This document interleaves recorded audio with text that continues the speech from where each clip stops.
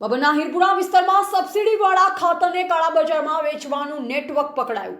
પોલીસે ₹22.19 લાખનો મુદ્દામાલ કબજે કરી 3 શખ્સો સામે ગુનો નોંધાતા કાળાબજારિયામાં ફફડાટ.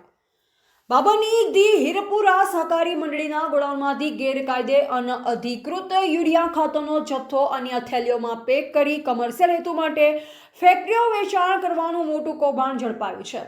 સરકાર દ્વારા ખેડૂતોને યુરિયા ખાતર સરકારી સબસિડી કાપતા ₹266.50ની કિંમતે અધિકૃત લાયસન્સ ધારકોને વેચાણ કરવાનું હોય છે, પરંતુ ભાભરમાં ખેડૂતોને અપાતા સબસિડીવાળા યુરિયા ખાતર જે પીળી થેલીમાં હોય છે, પરંતુ આરોપીઓ પીળી થેલી બદલી સફેદ થેલી ઉપર urea four industrial use only લખેલ ખાતરની થેલીઓ ભરી સિલાઈ મશીન વડે પેકિંગ કરી ઔદ્યોગિક એકમોમાં મોટી રકમમાં વેચાણ કરી મોટો આર્થિક નફો મેળવવા સારું સબસિડીયુક્ત ખાતર ઔદ્યોગિક એકમ સુધી પહોંચતું કરવાનું ષડયંત્ર ચાલતું હતું તેવી માહિતી ભાભર પોલીસ અને સ્ટાફના માણસોને મળી હતી.